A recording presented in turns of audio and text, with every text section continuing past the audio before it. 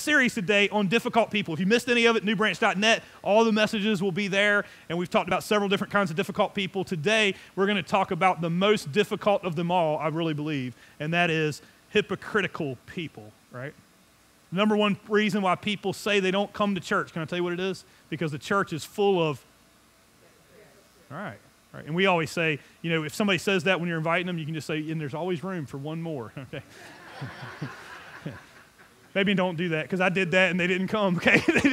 They did not find the sense of humor in that, and today we're going to talk through that a little bit. How many people know somebody hypocritical? Somebody that's a hypocrite. How many the person is in this room? Just stare at them. No, I'm just playing. I know you're here, but I know they're all looking at me. Man, that's hard to be like, okay, so you get the idea, hypocrites. What does it mean? So today we're going to kind of unpack that. How do we deal with the hypocrites in our lives? I believe God has a plan, and I think it's super important that we know how to deal with it, and God has a plan for that. So before we get started, though, I think we just need to kind of define what a hypocrite is, because otherwise we might not know. Some people might go, hey, I used a word. A lot of people use words they don't know what they mean. I do that oftentimes. My son does it a lot. I think he's here, so I better watch myself. But he uses words, and I'll be like, why did you use that word? And he's like, oh, I didn't know that's what it meant. Like, never use a word you don't know what it means. I've done it preaching, and don't do that, because people go, what did you mean by that? And so don't use words you don't know what it means. But hypocrite means this. It comes from the Greek word hypokritos, I believe, and I might be saying that wrong. But the whole premise of it is this. It comes from Greek plays where a person came out on the stage. In Greeks, they would have huge theater. I would have loved to be back then, where they had these huge plays. And people would come in, and they couldn't see the people on the stage. Today, we have like jumbotrons and stuff like that. So when you go to a big meeting or even big churches, they put your face up on a screen. And I don't know if you've ever preached in a church like that, because I have. There's a little delay, so it's kind of funny, because like you move your hand, and if you see yourself, it's really super weird, and so your hand delays. But anyway, but back then they didn't have that. So what they did was they would have masks, and they would represent, because they couldn't see facial expression. They would wear these huge masks, and you probably see them today. So if you're in theater, because what represents the theater today is those masks. And it has like one sad and one happy, but it could be happy, sad, angry, whatever. And they would wear these huge masks, and they would walk out on stage, and they go, oh, they're happy. Oh, they're angry. Oh, they're deceptive. Oh, they're whatever. And they called them hypocritos, which meant an actor. It meant you're playing a part. And that's exactly what we mean by hypocrite. Jesus defined it this way. This verse is in your notes. It won't be up here on the screen, but you can look at it. Jesus, by the way, had a lot to say about hypocrites. He said, you hypocrites, Matthew 15, verse 7. He said, you hypocrites, Isaiah was right when he prophesied about you. These people honor me with their lips, but their hearts are far from me. They worship me in vain, and their teachings are merely human rules. Jesus was pointing out the hypocrisy amongst the religious leaders of that day. Has anybody ever known the religious people to be hypocrites? Where they come to a place of worship and they act one way here and another way out in public, right? That you come in here and you're going, man, I saw you last night. And today you're praise Jesus and yeah, right? I got a pure heart and all this stuff, and you're going, I saw you, I know about you. But even worse than that, the worst part about hypocrisy in a church or in a religious setting is the person who points out the problems in other people's lives, yet they have the biggest problem that's hidden, and we all know. You're like, I know about you, and you're acting like you're so great, and you're pointing out all the flaws in somebody else. And I guess it's okay because you have a position. You're a deacon, or you're a pastor, or you're whatever. And it bugs us, right? And it just makes us, it just creeps us out, and we're going, what is God's plan for that? Because we go, how do we deal with hypocrites? And today we want to talk about how to do it, because here's what I see, and this is probably going to be the biggest thing. Today we're going to talk about prayerful confrontation. Now, when I use the word confrontation, some people, your adrenaline just pumped up a little bit, right? You're like, that's me. Let's let them have it, right? Is that you? Anybody there? And so there's going to be some problems today, because here's what I see. There's two extremes. There's the person that's the hyper-confrontational person. You ever met them? And they think, hey, everything, I'm a hammer and everything's a nail, and I'm going to nail this thing down, and I don't mind getting, in fact, I like it. It lights my flame to just tell people like it is, kind of thing. And you've met them, but sometimes they can be a little judgmental, right?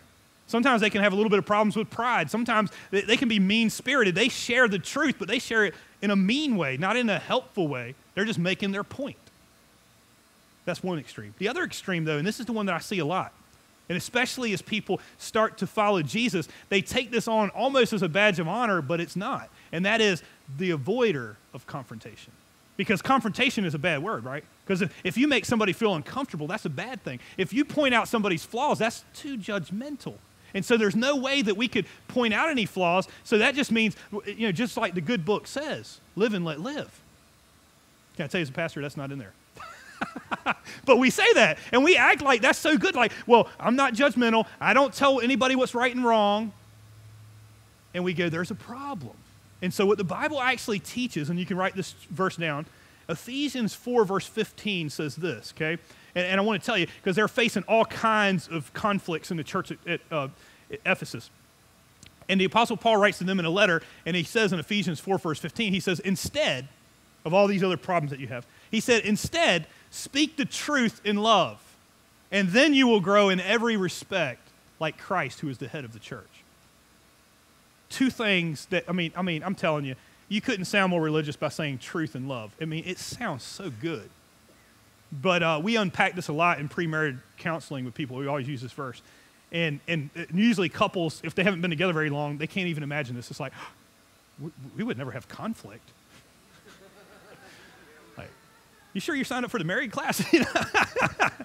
That's the funeral class. The only time there's not conflict is once we put them in the ground, then there's no more conflict, and we can say all nice things about it. But in marriage, there's conflict, right? Opposites attract, and then they attack, right? And you're going, well, you better get ready. And what you find is this. There could not be more polar opposites than what God is talking about here. Truth and love. And if you think about it, it's true. I can be truthful or I can be loving. But I'm going to tell you, it is almost impossible to be loving and truthful. And that's what he's asking for. There's a tension, almost like a guitar string. Like you pull a guitar string, and the balance there is important. The tension there is important because you go, if I'm going to tune it, I got to do it right. And that's where it's found, between truth and love. And what you find in married couples and other people, and what you'll find and even in your own life, you'll probably err more on one side or the other. You'll be more of a truth person than a love person. Or you'll be more of a love person than a truth person. Let me tell you how you can know. The person that's a truth person says, you know what, I'm just going to tell the truth and say it like it is and let the chips fall where they do. If that's you, you're probably the truth person, okay? But you might not be so loving because you really don't care how they feel about it, right? Because why? Because it's true. I stand on truth, and they need to know the truth, because truth is always the right thing to say, right? Is it? It's always right to be truthful. It's not always right to tell all truths, right? Some truths are confidential. Is that good to tell? Well, we just verified that not all truth is right to tell. It might be inappropriate to share certain truths. Gossip is true. Did you know? And it's like the sin of witchcraft. But yet it's true. It's the timing of it. It's where you tell it. It's why you tell it. You might not ever even thought that. But the truth people are going, wait a minute, I just say it, and it doesn't matter how they feel. Doesn't it? That's why Jesus said what? Instead, speak the truth in love. Now we go to the loving person. The loving person goes, I don't want to judge. I don't want to hurt. I don't want to confront, because that might make them feel funny. They might not like me if I tell them that, right? And they might feel funny. So therefore, we don't want to be judgmental, but yet then we watch them have a train wreck of a life, and we go, there was something we could have done, but we didn't want to say anything, and we saw their marriage going down a bad path and said, yeah, you might not want to do that. Yeah, you might not want to spend that money. Yeah, you might not want to do it, but I don't want to be judgmental, so I just let you wreck and hurt yourself. Is that okay? It's not okay, right? So we have to have truth and love.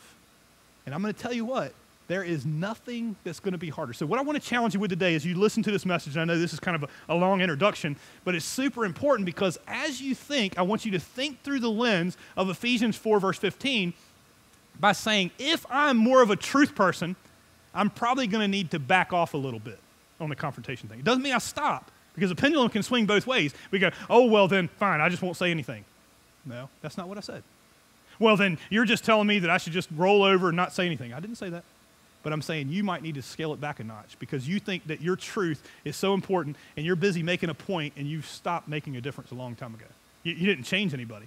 In fact, they're resistant to you. We'll talk about that in a minute. Okay? So maybe just back off just a tad. Take it down a notch. Okay? Tune the guitar a little. If you're more of a loving person and less truthful, you're going to need to work on, hey, you know what, confrontation isn't bad. Just because somebody feels funny doesn't mean it's bad.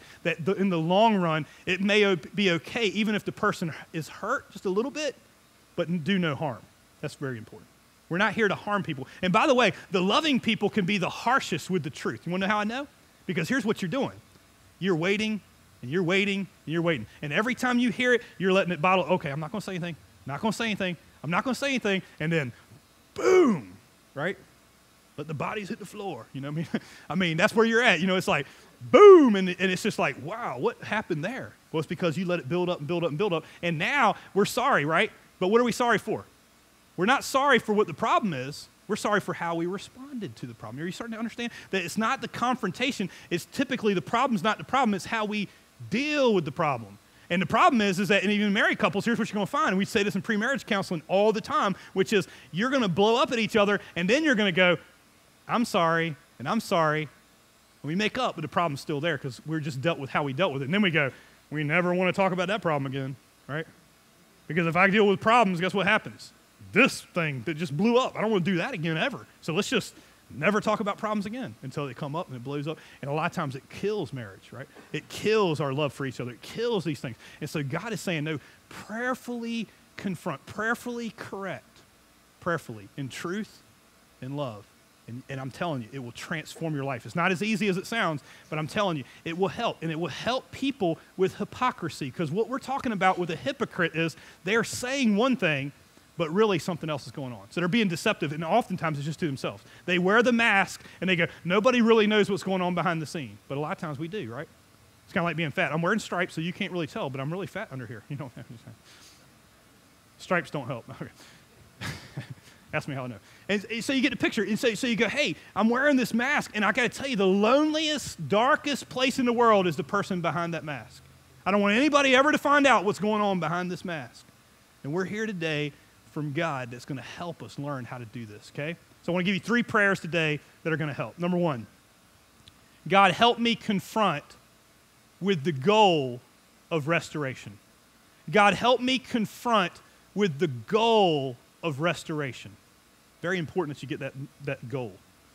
Most people, as they tell the truth, especially truth people, truth is just enough for me to share. It doesn't matter why I'm sharing it. And I really believe what God wants us to consider is, why are you doing it? What is the end result that you're going after? Do you have a purpose in doing this? Are you sharing it with a purpose and on purpose, or are you just getting something off of you? Are you just dumping truth? And you understand that most of these things, this is why it's prayerful. Prayer means it takes time. Prayer means you take pause. Prayer means you take a breath. Prayer means you don't just let your mouth come out, because I'm a very quick person, and so I'll just let you have, and it's out, and then we think about it later. That's not what he's saying. He's saying prayerfully consider, am I doing it to restore? So today we're going to look at Galatians chapter 6.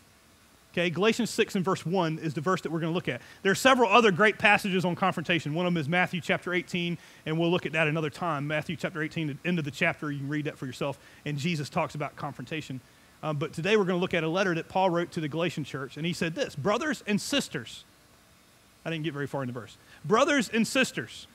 Now what that means is followers of Jesus. Now point this out, and maybe this is a side note that you need to write down.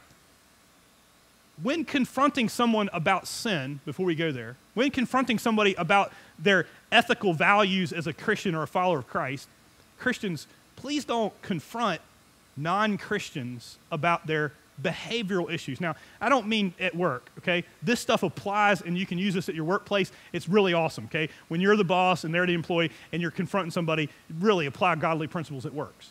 What doesn't work is this. Somebody that's out there that's not a follower of Jesus, and they have no intention of being one, they don't believe and have the same things that we do, they're not following Jesus, and Christians are, unfortunately, the church has become very famous for going, we like to correct the people out of the church, not in the church.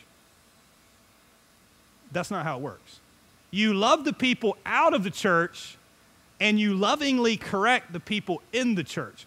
To correct somebody that's not a follower of Jesus, they're going, why? Well, you don't have godly values. Well, of course not. They're not following God. Why would you think they would? And so the church is famous for going, and by the way, the world understands it to a T. The unchurched person and not the follower of Jesus, when I stopped going to church for a while, I saw it very clearly. They want to correct your life, but then you look at them and you go, no wonder they're saying the church is full of hypocrites, because you're going, but you guys have the same problems, you just cover them up, or you make excuses for them, or you justify them. And we need to be working on ourselves, not them. We win them to Christ, and then once they're a follower of Jesus, we help them in a loving way. Does that make sense? So just keep that in mind. Brothers and sisters, whenever you see that, that's a follower of Jesus. So if you're here today and you go, I don't follow Jesus. Well, honestly, we're not talking to you other than to say, if you want to know what it means to be a follower of Jesus, here's what it means. And after you hear it, you might go, maybe I do want to follow Jesus. I didn't know that's what he meant. And I can't tell you how many times that's happened. They go, I didn't know that's what being a follower of Jesus meant. And a lot of people have come to faith in Christ because of it, okay? Brothers and sisters, if someone is caught in a sin, you who live by the Spirit should restore that person gently. What's the goal? Restoration. When the person is a follower of Jesus, the goal is what? Is restoration. And how do you do it? Gently. Now, I want to give, and I wrote this down so I wouldn't forget. I wanted to give just a personal illustration, and I have a feeling it probably will offend some people, and I'm okay with that, okay? We're just going to go with it today. So this will be kind of my confessional. How's that? Because I thought about it today, and I was like, I got so many examples of people that struggle with this that I could share other people's stuff, but I'm just going to talk about me today, okay? Is that good? And that way you can't get mad because it's my story, and I'll stick to it. So here's my story, okay? When I was growing up, my brother's 10 years older than me. And my brother, he's not as cool now because he's getting old. But he used to be very cool. And so, when you're a 10-year-old or you're an 8-year-old and your brother's 10 years older, you're going, my brother had a Camaro. And so he was cool. And he picked me up at his class or when we weren't really in school at the same time necessarily. But after that, he would pick me up. And he had a Camaro. And back then, some of the cool music that he liked, I like, and it just takes me back to a good time. Now, some of the music's not very godly, so some of the church people go, oh my goodness, I can't believe. But it meant something to me. So some of the songs that we listened to, Quiet Riot, anybody know these? Anybody shaking your head? Everybody's sitting real still right now, okay? First service, I'm telling you, we had a lot of these people in there. Some of you guys are too young, and you're like, who is that? Bang Your Head, that kind of stuff. And AC/DC, we loved AC/DC. Okay, all right. I see that hand. All right, we're praying for you. And Poison. Now, he didn't really do Poison, but I did later, but when I hear those songs, I never really thought about what the songs were saying. And granted, the messages are pretty ungodly, most of them, okay? But the beat's awesome, and when I hear them, it took me back to a different time. It's like, I just remember being there. And in fact, if we would play those, we would play it all the way up, and my dad pastored a church out here, and we'd play it all the way up till you get in church. I mean, and just cranking it as loud as you can and all that. And so you're going into church right after listening to this stuff. And then, unfortunately, the church had this movement about heavy metal. I don't know if you know what I'm talking about, but it was like this thing that said, if you listen to heavy metal music, it's the devil's music, and you could take your records, back when they had records, and you can play them backwards, and you're going to hear the devil talk to you, and it's like, I was like, I never heard that, it's like, maybe that's what the devil's like, you're like, what? So it wasn't very impressive in a church. You can't listen to this music. This music's ungodly. And by the way, the drum beat comes from some place where they're worshiping Satan. And you're like, okay. Then you just ignore it. You're like, that's just a bunch of judgmental Christian people. It was not restoring gently. Now, I have a feeling they meant well because a lot of the music was very ungodly. I mean, we had people biting off the heads of birds. And anyway, Ozzy Osbourne did that for a while. Now he can hardly talk. Now, it's like Ozzy Osbourne, I can't even believe he functions now. But anyway, a lot of these people still function after doing drugs, so it's amazing. But you get the picture. It's like, you're like, man, it just took me back to a different place. But because they were so hard on it, and the way they came across, it wasn't gentle. It was just, you're the devil, and you're doing this, and you're bad, and if you listen to that, then you just said, I'm not going to argue with you. I'm just not, I never changed it. And then after going to Bible college, when I first graduated high school, I went to a Bible college for just a little bit, and then some very hard things happened, and I got married. That's not the hard thing that happened. But then I got married, and we went through some very hard times. And so, as a associate pastor, you didn't really listen to that kind of music for a while. But then when I kind of got out of church, I kind of went back to it. And I didn't think much about it. And at that time, my son was in preschool. And I really didn't think much of it, but I did have enough conscience that we were driving down to the Outer Banks one time, and he was probably 3, and we were going down to actually meet my brother. And so I wanted to listen to it, and I thought, oh, man, but if I do, then he's going to tell Marie. She's probably not going to like that too much. So I had Poison somehow, and they sing this song called Talk Dirty to Me. Does anybody know that one? Okay. I was thinking, that's probably not the best for my kid, but okay. So what I did was I told him, I said, we drove past the Gravedigger, and I said, oh, I know what to do now. They're monster truck songs. When they say Talk Dirty to Me, they're talking about Gravedigger, and he was like, oh, that's cool. I love Gravedigger. And so we play it all the way down there, and then we were playing AC/DC, She Shook Me All Night Long. Anybody know that song? Okay. It's not a godly song. Okay. And so, but I said, that's talking about the truck. She shook all night, the truck shaking and all this stuff. And Wyatt's like, oh, yeah, so he's rocking to this music, man. And I'm laughing because I think it's funny. And then on the way back, so then we finally get home, and then a few days later, we're driving as a family somewhere, and Wyatt's like, Dad, turn on the monster truck music. And, back then, they didn't have the Wiggles and all that stuff. But by the way, whoever creates kids' music, I'm sorry, who are these people? I mean, it's horrible. So I'm like, I can't listen to that stuff. And so he's like, turn on the monster truck music, Dad. And I'm like, I think Marie had the Teletubbies or something on. And I was like, I don't think I have it with me right now. And Marie's like, what is that music? And finally we pull it out. She's like, you let my son listen to that music. And I guess that got me a little bit, but it was just, to me, it was more funny, But I'll tell you when it got me. We started going back to church during that season of our life. We went to a church plant, and it was very small. Kind of like our beginnings, and actually it was actually smaller than us, and it was a very growing time for us. And Wyatt through their preschool, he had accepted Christ anyway, and I got to baptize him there, which was really awesome for me, and he was young, and I remember I would drop him off at preschool, and I wasn't paying attention to what I was listening to, and I was listening to Nickelback, and and so I pull up listening to Nickelback. And if anybody listens to Nickelback, some of you guys are laughing, so you know what I'm talking about. The music's kind of explicit, so they can't sing a song without a curse word, and I didn't even notice it. And at that time, he had become the word police. You know what I'm talking about? So it was like I was like, oh, Dad, they said a curse word. Oh, they said another one.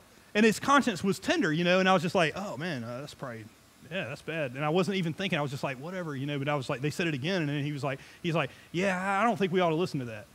And I was like, yeah, you probably shouldn't listen to that. And he said, no, Dad, I don't think you should listen to that. And I don't know if you know what that does to you when your 4-year-old tells you that. But it was the most beautiful illustration of what we're talking about today, is the hypocrisy. You say you're a follower of Jesus, but this is what you do. Now, I'd heard for years, this is devil's music. This is so bad. You know why? Because they're not gently restoring. They're just trying to make their point. And by the way, their point was ridiculous. Because then we did contemporary music in the same church that said that. They got a drum now. Well, all of a sudden, you see the hypocrisy? They were just trying to point it out. But he was being genuine. He didn't say it was wrong. He was asking me, Dad, is that okay? Should we do that? Is that what a Christian does?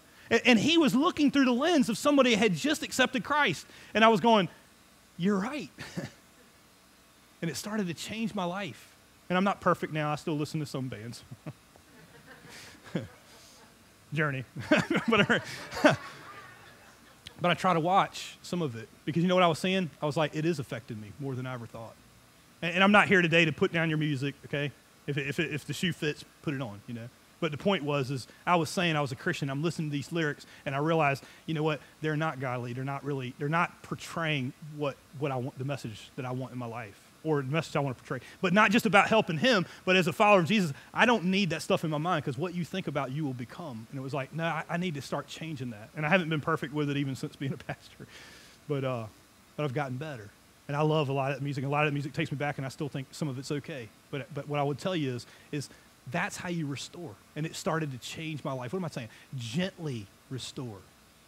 Make sure the idea is restoration. You see, he didn't have any other thing, and out of the mouth of children, because I thought that was kind of strange. It's like, out of all the people, and I could give you many, and some of them were very painful things with other people, confrontations that were helpful. But I went, isn't it funny that the 4-year-old or the 5-year-old could be the one that restores you?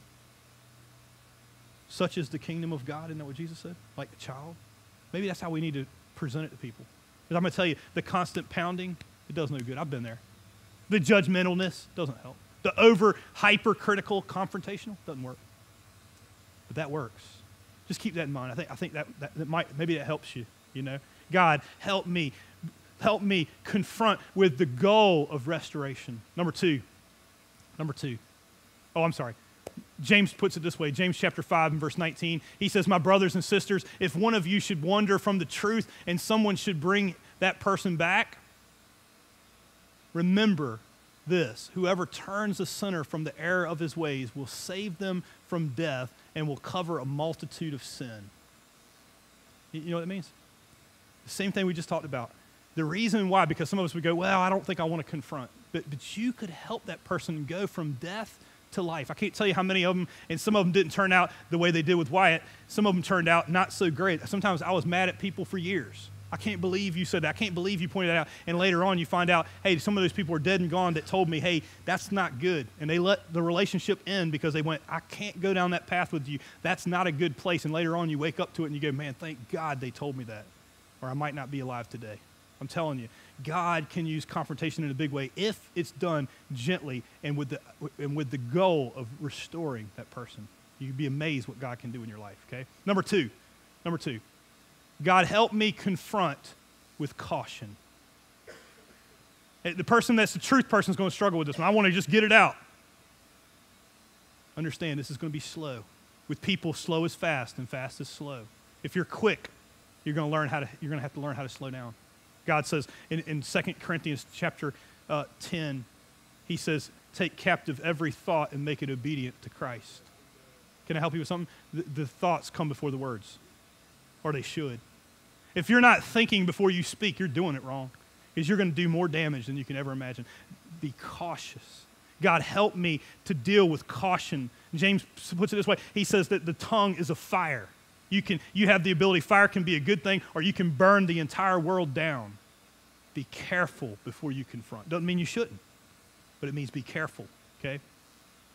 All right, here's the verse we want to look at. Galatians 1, I want to complete the thought. Brothers and sisters, if someone is caught in sin, and you who live by the Spirit should restore that person gently, but watch yourselves, or you also may be tempted. You see, the person who's confronting, and oftentimes this is how it works. We go from not confronting to all of a sudden the pendulum swings, and we become very confrontational. We go, oh, confronting is good. And then it doesn't take long for Satan to go, oh, I see, I got you before by not confronting, and now that you are, there's something else that enters in. Can I tell you what it is? It's pride. The person that does the confronting, all of a sudden they start thinking, oh, I'm the expert. Oh, I'm the guru. Oh, I don't struggle with that. And I got to tell you, the biggest reason why Satan does it is because oftentimes the people that we confront the most are the people that struggle with the same things we do. Oh, that's hard, isn't it? We have a passion for confronting what we struggle with because it's a lot easier for us to see in someone else. Can I put it a different way? It takes one to know one. Think about that for a second. If you're pointing it out, more than likely you're probably struggling with it. It's true. And he's saying be careful, because here's what happens. Pride comes before the fall. Man, you guys know some of this stuff, right? Here's what the scripture says.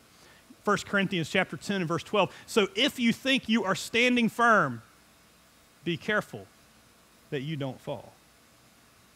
You think you got a grasp on it, but you could fall very easily. You see, the question you have to ask yourself is this: are you just trying to make a point? Or are you trying to make a difference? Are you trying to be right? Or are you trying to help that person become right with God? That's important. That's why you know if it's helpful. That's why you need to take pause.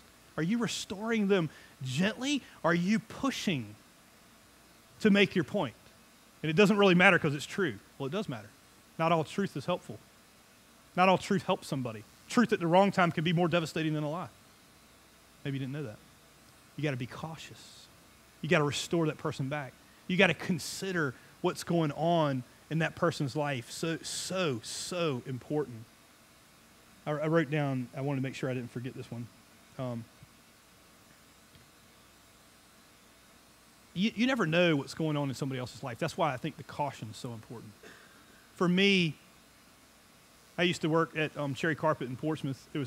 I ran a carpet store, I managed it, and I sold it, but I managed the store as well. And I come from a sales background, so I always think customer oriented. Not always, but for the most part, to make the sale. And one thing that's always irritated me in life is, if you work retail, then you'll understand this. If you come into a store and they go, I'm sorry, it's 4:59 and we close at 5, and you're like, well, you're still open. Do you want to help me? And they're like, no, and you just go, I don't even wait anymore. It's like, if they act like that, I'm like, oh, no, thanks, you know. But I was always like, hey, I don't care, because they don't know what my hours are. They don't need to know what my hours are. So if they come in after, no problem, especially if I'm going to make a sale, you know, because that's money. And, of course, you know, the owners love that. So they came into my store, and it was 5:30, okay? Now, that's after. We closed at 5. It was 5:30, and I ain't have a problem. I had another customer in the store. Somebody else came in. No big deal. But I did want to get to it, because I'm like, man, we're already 30 minutes past, and I'd already let my helper go and stuff. And so I was like, hey, you know, how may I help you? And the person looked like they woke up in the morning and maybe had lemons for breakfast. You know what I'm saying? I mean, like, wow, who is this person? You know, and they were just so negative. You know what I mean? It was just like, I'm sorry, you're coming in 30 minutes late, and I say, how may I help you? And they go, we're just looking. And it was like she just slapped me in the face, you know, and I'm thinking, okay. And I mean, I'm sarcastic now, and I was even worse back then. And so I was like, okay. And I was it was right on the tip of my tongue saying, it's 5:30, maybe you need to come back another time when you got a better night's sleep, you know, or something. You know, but it was, you know, that's what I was thinking. I was like, no sale's worth this, go away. That's what I was thinking in my head. And unfortunately, I guess maybe it was God or something. I didn't quite say it yet, but I was right there getting ready to say it, to go on out the door, because I've had a long day and I'm done. And the lady said, she just looked at me and she said, I'm really sorry. I didn't mean to respond that way. She said, we came in here today because my son committed suicide, and he shot himself, and we're replacing that carpet. And in that moment, it changed my life, because I went, oh my God, I couldn't believe it, right? I mean, I was like, imagine had I said, let it flip off my tongue, because, by the way, she was wrong, right? She was wrong. She shouldn't have treated me like she was late. She did do all these things, but I had no idea her perspective. Can I tell you why you need to prayerfully consider, especially you truth people, especially you people that are quick? Slow it down, because with people, fast is slow and slow is fast, and you may not have known, and she would have left, and you would have felt completely justified, and you had no idea that a person's walking around with that, and it's like, oh my goodness. And I was able to pray with that lady, and we replaced her carpet, and it was very powerful. But I think, man, Lord, if I had just said those words, and I was going to say them. But it told me from that day on, and I've still struggled with it, and I still do, and I wonder how many times have we missed the mark. Not every time does it work like that. But I'm telling you, be careful. Don't be harsh. That's why I tell you truth and love. If you can't tell the truth in a loving way, don't tell it. Don't use that as an excuse. You need to become loving. You know how you become loving? Focusing on God. You know how you do it? You focus on God. You take captive every thought and make it obedient to Jesus Christ by doing what? Slow it down. So important. Share the truth, but do it with caution, or you're going to devastate the people around you. You have no idea. And a lot of us are so callous we don't realize it. But when you hear a story like that, you're thinking, oh man, I wouldn't want to do that, because I didn't know. And you don't know because we got to take time. Does that make sense? Okay, number 3. This is the hardest one of all. God, help me see when I'm the hypocrite. I don't think that washed over yet. God, help me see when I am the hypocrite. Can I say it different? God, help you see when you're the hypocrite. Okay. That's in your face, isn't it? It is. It's not if. Now you don't like it, right? Now you're starting to understand. I didn't say, God, help me see if I'm a hypocrite. I said, God, help me see when I'm a hypocrite. Let me ask you a question today. You have a hard time saying you have hypocrisy? I can help you with something. You'll never help anyone else until you recognize it yourself. Oh, they're not wrong about the church. The church is full of hypocrites.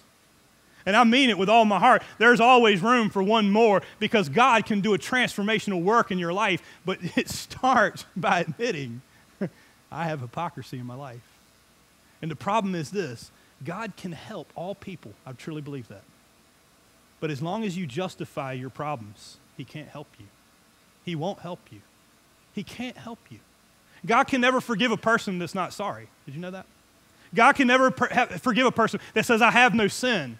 And you see, the problem with hypocrisy is they're justifying it, and they're behind this mask, and they already know, and they're so scared to be found out, and they're so protective, and the emotions are running. By the way, they're the most loving people that there are. They are the most miserable people that there are. I can tell you because I am one.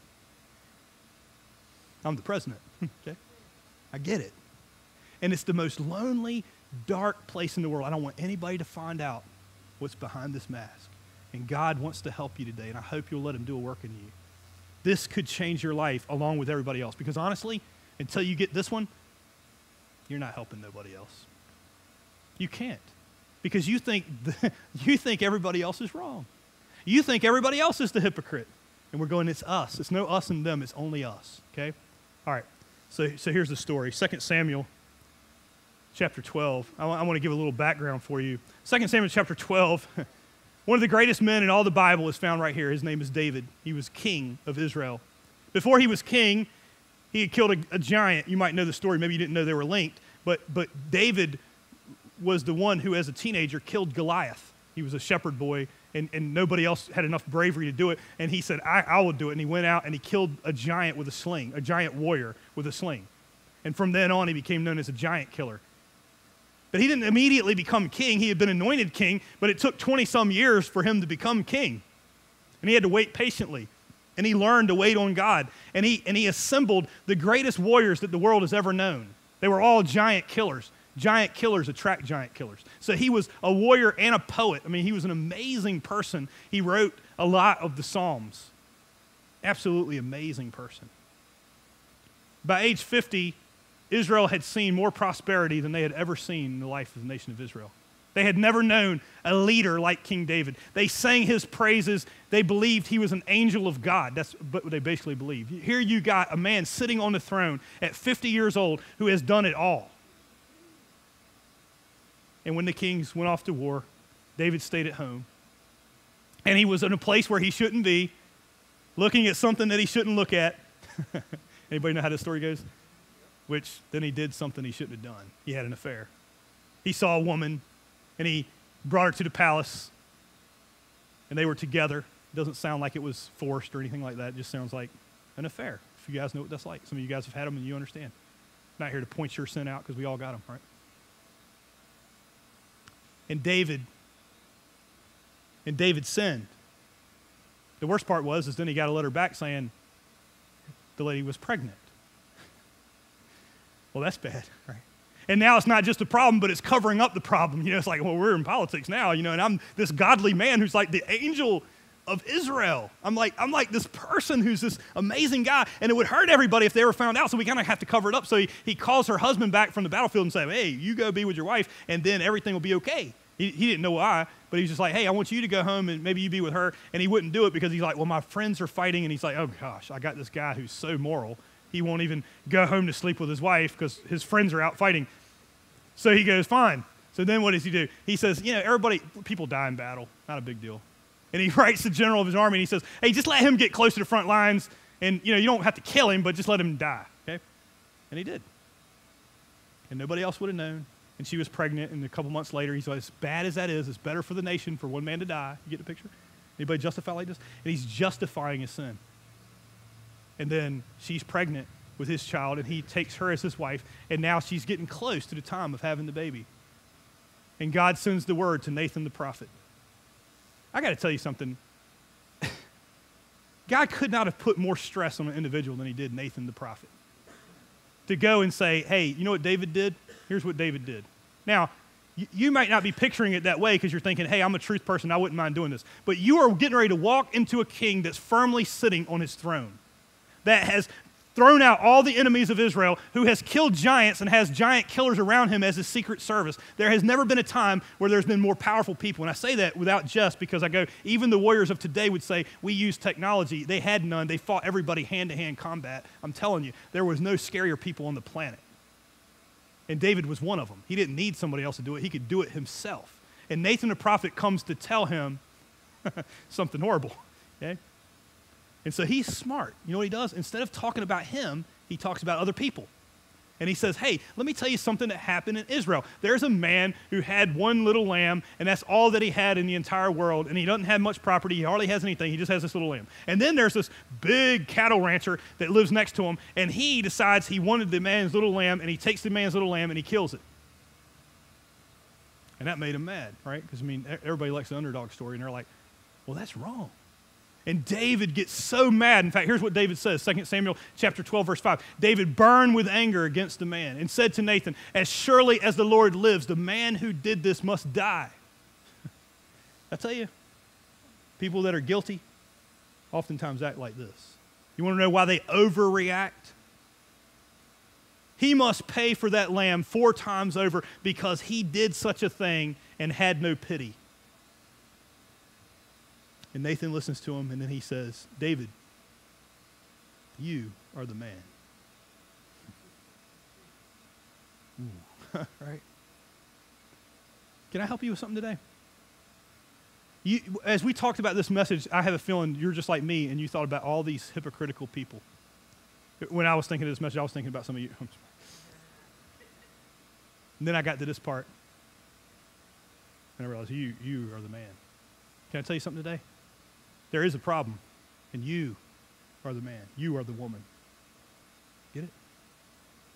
You are the man. You are the woman. You have the problem with hypocrisy. It's not if you have. If you've never admitted to being a hypocrite, no wonder it's your problem. You're busy vilifying everyone else. It's everybody else's fault. Maybe you've been taught that way. You learn how to spin it off. If you're a politician, you know how to do this, right? I do. I know how to spin it and make it look like it's somebody else. Oh, no, that's their fault. That's their problem. That's their thing. They talk bad about me. That's their problem. That's their thing. And you're busy vilifying everybody else. And then I had a great friend that taught me, whenever you're disturbed, the problem is you. You're the man. It's your problem. If there's a problem, it's your problem. And you've got to internally look, because before you can help somebody else with theirs, you've got to take the mask off to God once and for all. And I'm going to tell you something about David. What made David a man after God's own heart is not because he didn't sin greater than any other man, because he did. His predecessor was one who was the height of hypocrisy. He was the king of Israel, and he would not admit it, and so he kept trying to cover up his sin. He was sorry for his sin, and it said he kept confessing his sins before God, but never repented, which meant he never turned to God. And Saul died in absolute turmoil underneath a mask of hypocrisy. And then David took the throne. And David had seen it, and now David is just as bad, if not worse. I don't even think Saul did what David did. And how could David be a man after God's own heart? It's not because he didn't do wrong things. It's because when he said, you are the man, he took off his mask. And I want to share with you what God says, okay? Here's what he says. Here's what David writes in the Psalms. This is basically what he said to him. He said, create in me a clean heart, O God, and renew a steadfast spirit within me. Do not cast me away from your presence or take your Holy Spirit from me. Restore to me the joy of your salvation and grant me a willing spirit to sustain me. You see, there is hope for all of us today, all of us hypocrites. And the hope is this, is that you take your mask off and show God who you really are. Not to me, not to a person. I think it starts with God. God. David wasn't admitting this to Nathan the prophet. This is about you and God. Do you have stuff behind a mask? Are you just justifying to the whole world and nobody will ever know, and I'm so guarded and I can blame everybody else and bad things happen to me and you don't know why I do what I do, but underneath is the darkest place in the world, and I can tell you why. Because the fear is this. Can I tell you today, I really think that's what happened in Charlottesville. I've been thinking about that for a while. I watched the news last night and I just had to turn it off because I was like, I don't know the answer to this. But I do know that all the hate, I can tell you where it comes from. Fear. That underneath a mask, it's going, you're going to infringe on us, and I don't like a different race of people, or I don't like this person, and I don't like that one, and I know there's enough to go around, and I don't want to get into politics, but I just want to say, I really believe that's where a lot of this comes from, and people turn violent, and they're trying to guard, and they're trying to blame everybody else. And it's time to take the mask off and expose it to God and say, God, I can't fix the other side of the street, but I can expose myself to you and be real for the first time. Some of you guys are scared. I can tell you why you're scared. Because you're scared of a God that's going to pound you when you take that mask off, aren't you? And God is saying the only way that I can heal you is if you do. God cannot heal you as long as you're going to wear the hypocrite mask. He won't. Can I tell you the reason why people go to hell? Can I tell you the reason why people live in hell? Is because they will refuse to take the mask off. God can forgive any sin because of Jesus Christ, who's died on the cross, and he reaches out and he says, I want to heal you. I just read in Isaiah this morning, and it said, by his stripes, by his wounds, we are healed. But it's only when we expose ourselves to the healing power of God. If you decide you can die as a hypocrite if that's what you want. But God can remove and he can take away all the hate. And there's another place where it says perfect love drives out all fear. By the way, hatred is just another form of fear. And he can drive out all fear, all hate, everything we're scared of. And what David did was he said, you know what? I don't know what's going to happen, but I will take my mask off and I will allow God to heal me. And he was a man after God's own heart, and he prayed this. Now, you're thinking restoration means he never had any more problems. Oh, yes, he did. It says the sword never left David's house. David had more problems in his family as a result of his sin than any other person. He had the kingdom stripped from him, and one of his sons did it and had sex with all of his concubines, which are basically his wives, on top of a roof. He had one son that raped another one. He had one son that killed the one that raped his other daughter. He had turmoil, and it was his fault. And you go, well, where's God in that? I'm not sure I want to do that. God restored David. God forgave David, and even though there was consequences in this life, God was with David. Let me tell you what God did. Through Bathsheba, Bathsheba had another son. The first son died. Bathsheba had another son. His name was Solomon. You might not know that.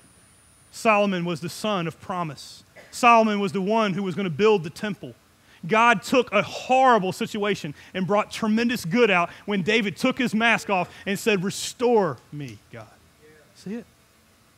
And he took something that was absolutely horrible. Don't matter what you've done. God reaches through time, through the person of Jesus Christ, and says, I can forgive you. I can heal you if you'll only take your mask off. I can't heal you if you don't. Can I tell you something about David? Every time, you know who came from the line of David? Jesus Christ himself. There will be a king that sits on the throne of Israel that will change all of mankind, and it's Jesus. And you know, every time Jesus is mentioned, guess who else is mentioned? David. He is from the line and the lineage of David. He is a king who from the line of David. Every time. He was born in the city of David. Bethlehem is David's city. Can you imagine? He's linked to the Christ. I don't think this is a mistake. God, create in me a clean heart. God, for the first time, release yourself because you don't have to be afraid of God. God loves you right where you are, but the only way he can heal you is to do that. And by the way, the only way you can help someone else is once he's helped you. You can't help anybody. This church can't help anybody. Hypercritical people, hyper-confrontational people don't help anybody. Let me tell you who does. People that are filled with the Spirit of God. People that have received it themselves and they go, look, I understand about being a hypocrite because I am one. But when I release my mask and I show God, he comes in and he heals me from the inside out. What if we could be a church like that? We can. And it starts here today. And here's where I really want you to start. I want you to start with a prayer.